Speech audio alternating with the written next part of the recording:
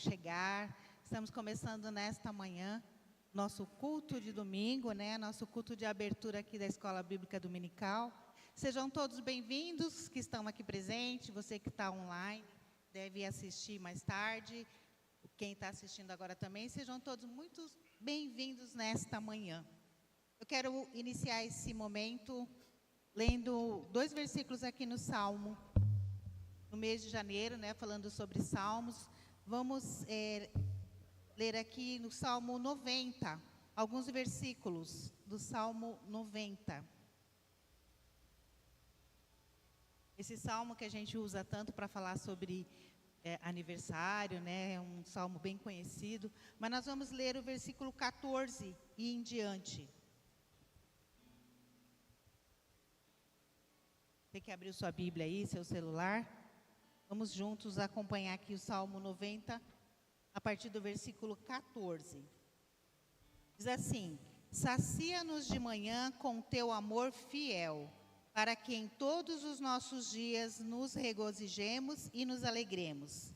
Alegra-nos pelos dias em que nos afligiste e pelos anos em que conhecemos a dor. Mostra teus feitos aos teus servos e tua glória aos filhos deles. Seja sobre nós a graça do Senhor nosso Deus e confirma sobre nós a obra das nossas mãos. Sim, confirma a obra das nossas mãos. Louvado seja Deus, né, irmãos? Podermos, pela manhã, já recebemos essa graça do Senhor, essa bondade do Senhor. O texto diz, sacia-nos, ou seja, enche-nos, satisfaz-nos com a tua presença, por conta da sua bondade, com o seu amor leal. Que nesta manhã, você, onde quer que você esteja, aqui na igreja, na sua casa, em algum momento, você possa agradecer a Deus por estar de pé nesta manhã, por ter mais um dia. E o texto diz aqui que é para nós nos alegrarmos pelos dias, né? Que o Senhor nos dê essa força, essa graça, que nós nos renovemos todas as manhãs através da palavra do Senhor, estar presente, aprender, louvar a Deus, apresentar a Deus o nosso melhor culto. Diz que Ele vai encher a nossa vida com o seu amor fiel. Ele vai nos satisfazer, Ele vai nos saciar. E assim, a misericórdia do Senhor será renovada sobre a nossa vida, mais uma vez nesta manhã. O texto lá de Lamentações, no capítulo 3, versículo 23, diz que as misericórdias do Senhor são a causa de não sermos consumidos e elas se renovam a cada manhã. Então, que nesta manhã a bondade e a misericórdia do Senhor se renove sobre a sua vida mais uma vez, para você seguir numa nova semana. E o texto termina aqui dizendo que tudo aquilo que você fizer vai prosperar. Deus vai confirmar a obra das suas mãos. Deus vai fazer prosperar e dar sucesso. Então, permaneça assim, aproveitando, recebendo a bondade do Senhor sobre a sua vida todas as manhãs, tá bom? Vamos então nos colocar de pé, vamos já agradecer ao Senhor em oração, por estarmos na presença dEle, para o Senhor ter renovado sobre nós mais uma vez a sua misericórdia. Senhor Deus e nosso Pai, no nome de Jesus Cristo, nós te louvamos nesta manhã, Senhor, por esta oportunidade que o Senhor nos concede, Pai, de estarmos na Tua casa, Senhor, de estarmos na presença do Senhor, nos nossos lares, no carro, onde quer que alguém esteja ouvindo, Senhor, participando deste culto nesta manhã, Senhor, que esteja na Tua presença, Pai, se alegrando, Senhor, mais uma vez por essa misericórdia renovada, por esse amor, por essa fidelidade do Senhor para conosco, que tem nos sustentado, tem nos satisfeito, tem nos saciado com a Tua presença, Senhor. Te louvamos, ó Pai querido, pela saúde, pelo pão de cada dia, Senhor, pelo café, pela comida, Senhor, por tudo que o Senhor tem nos dado, Pai. Por cada filho teu, Senhor, que tem conseguido, Senhor, pagar as suas contas, viver a sua vida, em tudo isso, Senhor, com gratidão, oferecendo ao Senhor o seu melhor todos os dias. Senhor, nós te louvamos, Pai, por aqueles que o Senhor tem curado, por aqueles que têm sido fortalecidos, mesmo no momento difícil, como o texto diz, Senhor, nos momentos da aflição, da tristeza, da dificuldade, a bondade do Senhor tem se renovado em misericórdia na vida deste teu filho, Senhor. Continua abençoando, Pai, estendendo as tuas mãos sobre aquele que está enfermo, aquele que está aflito nesta manhã, Senhor, que ele alcance a bondade do Senhor, ó Pai, se alegre em Ti mais uma vez neste dia, Senhor, em nome de Jesus, Senhor, recebe o nosso culto nesta manhã, recebe o nosso louvor, Pai, de todo o nosso coração, recebe o nosso melhor, Senhor, e que o nosso coração esteja aberto para receber também a Tua palavra, Senhor, e ser mais uma vez alimentado pelo Teu poder, Senhor. Assim nós te agradecemos e entregamos a Ti tudo o que vai acontecer neste dia, Senhor, para a honra e glória do Teu nome, Senhor, em tudo nas nossas vidas. Queremos render glórias a Ti, Pai, e te agradecemos em nome de Jesus. Amém. Amém.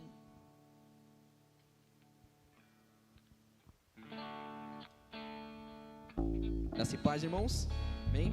Vamos louvar o nosso Deus.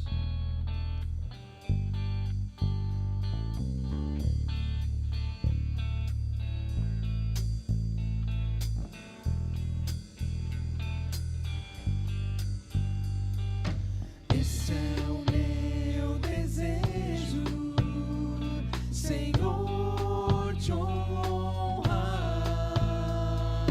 com meu coração te adorar.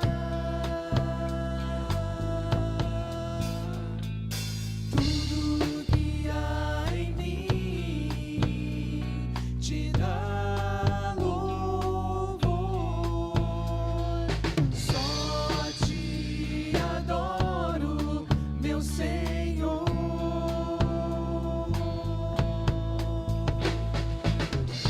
Toma o meu coração e toda a minha alma.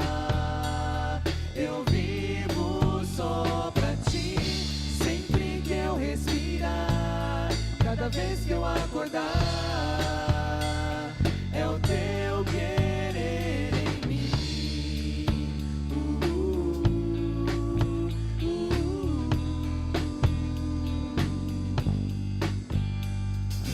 Esse é o meu desejo, Senhor, te honrar,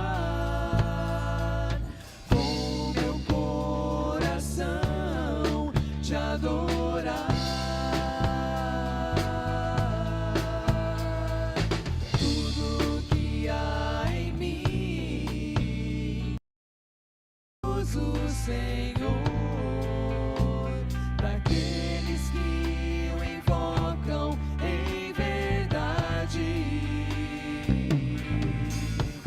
Quebranta, Senhor, o meu coração, para ministrar real adoração.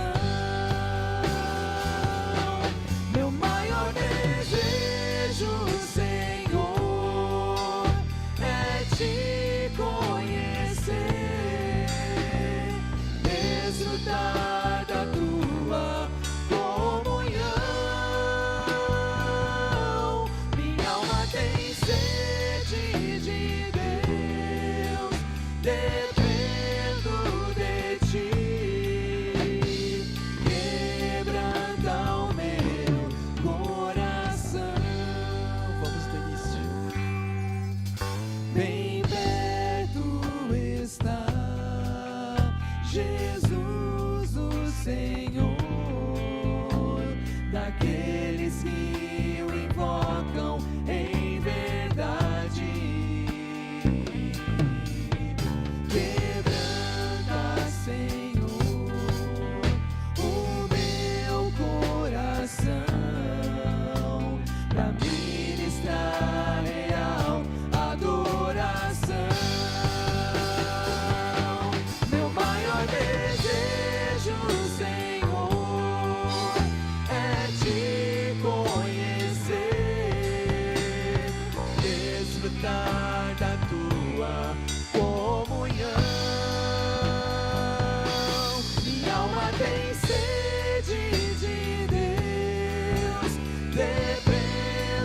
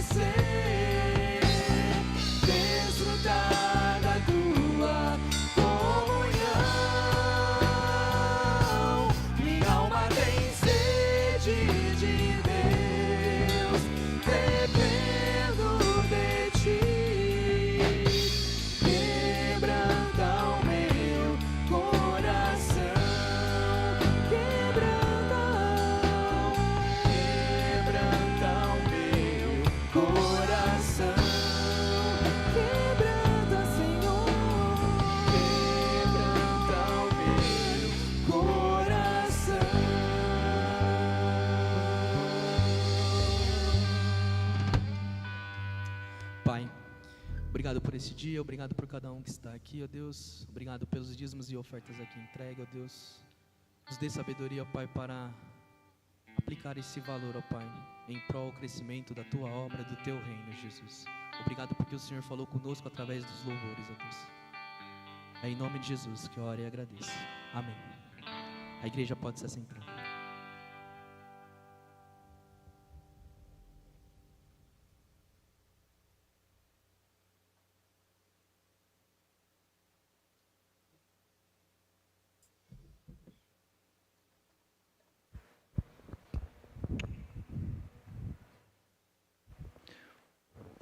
Bom dia, igreja, graça e paz, amém? Muito bom nós estarmos aqui para mais um domingo dado-nos pelo nosso Deus. E nós estamos aqui nesse instante agora para os nossos minutos devocionais. Hoje nós vamos olhar para esse comecinho da carta de Paulo a Tito, uma carta pastoral, uma carta a qual nós nos dedicamos bastante no último semestre. A gente estudou cartas pastorais e uma das que a gente cobriu foi a carta de Tito. Então a gente foi aí a um aprofundamento aí desse texto muito rico da palavra de Deus. Mas nessa semana, um dos meus devocionais, eu passei de novo por essa carta, por esse capítulo. E assim como já tinha chamado a minha atenção em outras leituras dessa carta, desses versículos, essa semana mais uma vez eu parei aqui. E eu destaco isso aqui porque assim, quando a gente vai a essas cartas ali do Novo Testamento, geralmente a gente sabe que o autor ele vai desenvolver alguma ideia, algum conteúdo. E às vezes a gente meio que passa diretão, a gente engata a quinta nessa introdução, como se assim, vamos lá na frente daqui a pouco, a partir do versículo 3, 4 e 5, é quando o autor começa a falar realmente com o seu público ali da igreja em questão. Então assim, a gente meio que não deveria, mas muitas vezes a gente trata esses inícios das cartas, na nossa leitura, como se às vezes fosse um blá blá blá de introdução daqueles que escreveram essas cartas. E não é assim que a gente deve, naturalmente, tratar o texto bíblico. Até porque, quando a gente vai no detalhe, a gente vai poder já desde o primeiro versículo aproveitar coisas profundas e maravilhosas, como o que a gente tem nesses dois primeiros versículos da carta de Tito. Então, é assim que a gente vai aproveitar aqui nessa manhã. Paulo está introduzindo essa carta e a gente vai ver aí o que na NVI esse texto vai nos dizer. Você pode acompanhar aí na tela, ou no seu celular, na sua Bíblia, como você quiser. Mas vai dizer assim: Paulo, servo de Deus e apóstolo de Jesus Cristo. Paulo sempre usa essas menções muitas vezes, mas se identificando, construindo uma ideia, uma identidade de como ele se enxergava a ser. Ele fala: eu sou servo de Deus. No Novo Testamento, quando você vê servo de Deus, o pessoal deu uma melhorada aqui na tradução. A ideia do servo aqui no original é escravo, é o doulos, tá? No grego koiné lá, original do texto bíblico. Então assim, Paulo, servo de Deus, escravo de Deus e apóstolo de Jesus Cristo. A ideia de Paulo aqui não é querer dizer que ele é o tal, que ele é um figurão, que ele é mais do que um pastor, do que um bispo, do que um presbítero. Mas a ideia do apóstolo de Jesus Cristo, ele está querendo dizer assim, enviado por Jesus Cristo, porque foi Jesus que foi lá no caminho de Damasco chamar o Paulo. Então a ideia é assim, missionário de Jesus Cristo, não é a ideia de um figurão, de um big pastorzão tunado, não é essa ideia de Paulo quando ele se identifica como apóstolo.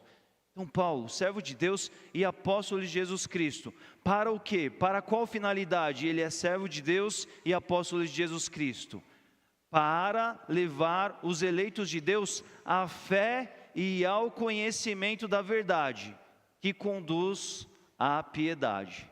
Essas duas classificações são muito importantes para nós aqui quando Paulo vai dizer. Ele entende que ele foi enviado por Jesus Cristo aos eleitos de Deus para levá-los à fé e ao conhecimento da verdade. Quando a gente fala sobre fé e conhecimento da verdade, nós estamos falando sobre dois campos muito necessários para o desenvolvimento cristão. A fé é esse algo do misterioso, do místico, daquilo que a gente crê, mas não tem exatamente uma comprovação tangível e palpável. Mas ainda assim a gente experimenta e crê. Então nós precisamos de fé. A nossa vida no reino, a nossa vida no evangelho acontece a partir da fé. Uma fé que Deus é tão bondoso, tão generoso, que Ele traz para nós, que Ele nos dá a condição de ter, porque sem ela a gente já nem crê em Jesus. Então assim, nós precisamos de fé, mas nós não precisamos de fé apenas para crer no início, mas a nossa vida precisa de fé. Por que isso? Porque sem fé é impossível agradar a Deus. Nós não precisamos de fé apenas para crer em Jesus Cristo. Nós precisamos de fé quando a gente olha para o nosso orçamento no meio do mês e a gente fala assim, está um pouco difícil, mas eu já priorizei em Deus tudo que eu tinha que priorizar, eu já fiz aquela minha acertar de todos os meus compromissos e prioridades, parece que está difícil, mas Deus vai cuidar de mim, porque eu creio, porque eu tenho feito a minha parte, eu creio que Ele vai cuidar de mim, Ele estará lá comigo. Eu preciso de fé quando eu olho para uma coisa que eu julgo ser muito difícil, mas eu me lembro, Deus está comigo e Ele vai me dar condições de vencer aqui, ainda que pareça que não. Ali a fé acontece. Quando você tira a tua certeza, a certeza da tua paz, de algo que tem a ver com você, e você transporta, você canaliza, você projeta isso para Deus, isso é fé. Nós precisamos de fé a partir da salvação por toda a vida, e Deus se agrada de ver fé em nossas vidas. Então todos os dias, gente, da nossa vida, a gente precisa experimentar a fé. Preciso da fé para fechar um negócio muitas vezes lá na minha imobiliária. Preciso de fé para tratar algo lá no meu trabalho, junto aos internos, junto aos cuidados. Preciso de fé para exercer os meus dons, os meus ministérios, seja na capelania, seja na igreja local, seja um grupo de homens, associação. Preciso de fé para exercer minha função lá no hospital. Preciso de fé. Preciso de fé na minha vida familiar, lidando com a minha família, com a minha esposa, com meus irmãos, com os meus pais, com os meus filhos. Nós precisamos de fé. E o detalhe da fé é que deve ser uma fé em desenvolvimento, uma fé que cresce. Porque a fé, ela tem a ver com aquilo que a gente não viu, mas em Deus nós confiamos. Só que à medida que a gente vai vivendo com Deus, a gente vai vendo Deus se manifestar na nossa vida. Então aquilo que foi um desafio quando eu era um novo convertido, quando eu vou acumulando ali dias e dias de vida com Deus, começa a parecer fácil. E aí eu não posso viver na fé júnior, na fé de alguém que se converteu na semana passada. Mas a minha fé tem que crescer. É natural que ao longo de uma vida vivida com Deus, você vai experimentar alguns desafios mais dificultosos sim. Porque eles são permitidos por Deus, porque Deus quer te ver um doutor na fé, um PhD na fé. Deus não quer que você fique no primário da fé, no pré, no jardim de infância da fé a vida inteira. Ele quer que você cada vez confie mais nele. E os novos lances de confiar em Deus vão implicar em desafios maiores que você vai atravessar e o verá se manifestar pela sua vida. Então Paulo fala, olha, para conduzir os eleitos de Deus à fé, para ajudá-los nesse processo, e ao conhecimento da verdade. Se por um lado a gente experimenta esse místico, esse espiritual que é a fé, por outro lado a gente precisa se dedicar ao conhecimento, ao estudo, ao aprofundamento, à constatação do que Deus tem feito também. Não é só dedicar-se àquilo que Deus vai fazer e você confia nisso, que isso é a fé. Mas tem a ver com você também assim, atentamente perceber o que Deus tem feito na sua vida, na vida de outros, e percebendo nisso também crescer nesse conhecimento da verdade. É por isso que o testemunho ele é importante. Quando você ouve o que Deus fez na sua vida, na sua família, você pensa nisso. Quando você vê sobre o que Deus fez na vida de alguém, isso dá substrato, isso dá condições, isso dá material para que o teu conhecimento da verdade ele se alavanque, ele cresça. Essa é a importância da gente testemunhar uns aos outros. Quando a gente pega a palavra de Deus, A palavra de Deus, entre tantas funções, preciosidades, importâncias que ela tem para a nossa vida, ela tem a importância de dar testemunho do que Deus fez na história, na vida de tantos homens, na história de Israel, na história do Novo Testamento, em meio à igreja. É testemunho para nos dar informação que nos embase para uma verdade, uma constatação, um conhecimento da verdade que cresce na nossa vida. Experimentando a fé, crescendo na verdade, isso é igual a piedade. O que é piedade? Piedade é a vida de dedicação, é a vida de devoção. A piedade é uma vida com Deus levada a sério. A piedade, ela é a obediência executada por consciência e compromisso com Deus. Veja, não é religiosidade. Você pode ser o maior religioso. Quem é o religioso? O religioso é aquele que ele pode ir na igreja e ser um perfeito performático. Quando ele está na igreja, nossa, parece que é crente, um crentão dos bons. Mas lá na semana dele, ele já não parece mais esse crente. Porque ele é o crente de um horário, de um local, de uma ocasião. Isso não reflete compromisso com Deus. O nosso compromisso com Deus, ele é vivido a todo momento. E aquele que é piedoso, ele é piedoso quando ele se junta com o povo de Deus aqui, mas a piedade não fica aqui na igreja, a piedade o segue, vai dentro do coração dele, e ele vive a todo momento de vida com a consciência de estar diante de Deus, de viver para Deus, de demonstrar, expressar a glória de Deus em todas as coisas. Perceba que é um estado muito rico da vida da pessoa, mas é um resultado de uma fé em evolução e de um conhecimento da verdade em crescimento. Tudo isso que nos leva à piedade. Então nós precisamos nos atentar a isso aqui, porque muitas vezes a gente até imagina, idealiza, tem propósitos. Quando você ouve falar o seguinte sobre avivamento, quando algumas pessoas dizem assim, eu desejo viver um avivamento, o que a pessoa em outras palavras está querendo dizer, ela está querendo dizer assim, eu quero viver um aprofundamento na piedade. Eu quero ver mais manifestação de Deus na minha vida, por consequência de um maior envolvimento meu com Deus. Amém? É uma coisa boa e você deve pedir isso para Deus, para que o Espírito te conduza nesse caminho de experimentar isso sim. Só que isso não é uma pretensão para um novo ano. Isso não é um estalo de dizer assim, ó Deus, vem aí, então faça aí. Mas envolve o nosso papel de querer crescer com a fé e crescer com o aprofundamento, no aprofundamento da verdade. Por isso que a gente fala sobre ler a Bíblia. Quando você lê a Bíblia, você se depara com um testemunho, com um material, com um conteúdo que te enriquece, para que o teu conhecimento de verdade alimente a fé se fortaleça, e com fé e com conhecimento, você vá decolando cada vez mais para uma vida mais piedosa, santa e tremenda da parte de Deus, né?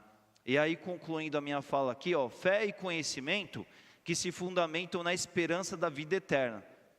Qual o grande fundamento que vai nos fazer viver essa fé crescente e esse desenvolvimento da verdade? É a certeza que Jesus vai voltar, é a esperança da vida eterna, é a conclusão das próximas coisas. Porque é isso que a gente vai experimentar em nível pessoal. Quando a gente ouve falar sobre a história da redenção no até aqui agora, quando a gente ouve falar sobre o Antigo Testamento, quando a gente ouve falar sobre o Evangelho, a vida de Jesus, a cruz do Calvário e até a ressurreição, que é a base de tudo, ainda que a gente ouça falar de um testemunho tão rico, profundo que vem por meio da palavra de Deus, tudo isso tem a ver com o passado de algo que aconteceu. Mas quando nós falamos da esperança para a vida eterna, tem algo que a gente presencialmente, pessoalmente a gente vai viver, de uma forma ou outra. Se Deus nos chama antes, naquele dia a gente vai ressurgir e experimentaremos tudo isso de uma forma pessoal, visível, constatável. Ou se de repente a gente for da geração que irá direto, também. Mas de uma forma ou outra, é isso que embasa toda a nossa experiência. Porque se, de alguma forma, a gente seguir o caminho de construir essa busca pela fé, crescendo na verdade, objetivando a piedade por algum outro motivo, isso vai vencer, isso vai ter prazo de vencimento.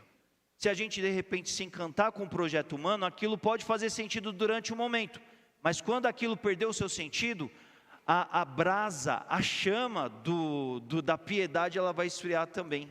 Porque não é uma fé focando Jesus Cristo, não é um conhecimento da verdade que objetiva Deus e a sua obra e a sua manifestação, mas é algo que tem um dado endereço, um dado CPF, ou CPF de alguns reunidos, ou alguma razão social, ou alguma idealização de algum escritor, de alguma metodologia. Tudo isso pode-se a qualquer momento perder o sentido. Mas quando a gente tem a nossa esperança da vida eterna, que nos leva de fato a uma fé crescente, a um conhecimento da verdade em desenvolvimento, para que ambos crescendo nos levem a cada vez mais a mais piedade, mais entrega, mais devoção, mais dedicação, isso vai nos levar para a vida que Paulo falou a Tito, que desejava que ele e os seus crentes daquele tempo vivessem, e que está para nós hoje, a vida que devemos viver. Nós cantamos aqui, né? Toma o meu coração e toda a minha alma, eu vivo só para ti. É uma medida de vida que você vai viver experimentando fé e conhecimento da verdade em evolução, não é? A gente precisa reconhecer isso, que a gente cantou aqui, olha, meu maior desejo, Senhor, é te conhecer. Conhecer a Deus tem a ver com esse conhecimento, conhecer que tem a ver com o presente, com o passado manifestado também, mas em tudo isso, desfrutando da comunhão daquele que revela aquilo que há de vir, e tudo isso nos faz crescer nessa vida de piedade. Então, olhando para 2026, olhando para o novo ano, que a gente objetive mais piedade para as nossas vidas, e entenda, isso tem a ver com uma fé que cresce nas nossas vidas, com o conhecimento da verdade que evolui nas nossas mentes, e em tudo isso, centrados no real motivo, correto motivo, que é a esperança da vida eterna com Deus, no já, a partir de agora, e que tudo isso nos enriqueça cada vez mais e mais, amém? E assim seja para o nosso 2026. Nós vamos agora orar pelos nossos aniversariantes da semana. São quatro pessoas que fizeram mais um aniversário. Nós vamos orar pela Valdirene, pela irmã Lourdes, pela Aurora e pelo Isaac. Fiquem em pé nesse instante. Vamos agradecer a Deus pela vida deles que alcançaram mais um ano. Nós agradecemos de tê-los conosco e que Deus os continue fortalecendo em novos ciclos de vida. Pai, nós agradecemos pela Tua palavra aqui refletida, quando ali disse o apóstolo Paulo, enviado do Teu Filho Jesus a Tito, mas que também nos diz hoje, por meio, ó Pai, da palavra inspirada, que comunicou a Tito, aos crentes ali da região de Creta, mas que também, ó Pai, comunica-se conosco hoje, aqui nesse nosso tempo e geração.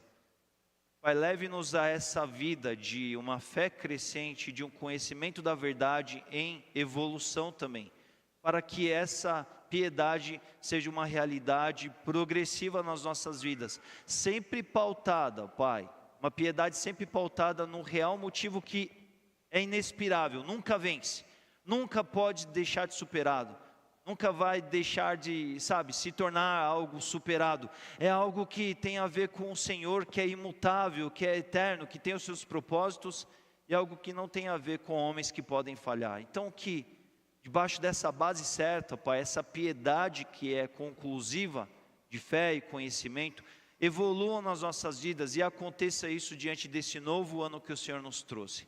Seja um ano, ó Pai, de mais piedade na vida de todos nós que estamos aqui, reunidos nessa manhã ou acompanhando isso aqui em algum outro momento, Pai.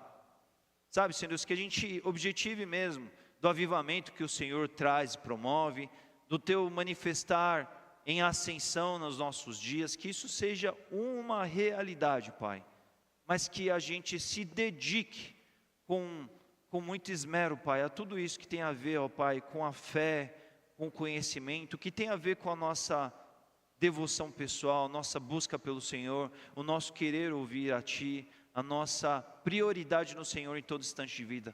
Então que assim seja, na minha vida e na vida dos meus irmãos aqui nessa manhã nós Te pedimos, Pai. Nós agradecemos por esses queridos que alcançaram mais um ano de vida, Pai.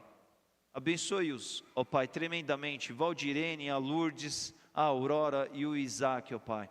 Onde quer que estejam, Pai, nessa realidade dessa semana em que alcançaram mais um aniversário. Como igreja, nós oramos por eles, Pai. Pedimos para que o Senhor os renove, os fortaleça e que venha, ó Pai, um novo ano de vida e muitos outros mais anos de vida cheios de paz, saúde, bênçãos e muitas realizações do Senhor para a vida deles, ó Pai. Eles continuem a nos abençoar e sendo abençoados enquanto caminhem conosco aqui. E que a Tua glória, ó Pai, se demonstre na vida deles, ó Pai, para, ó Pai, inspiração de nossas vidas e de outros que estão ao redor deles, mundo afora também. É assim que nós te pedimos e oramos nessa manhã.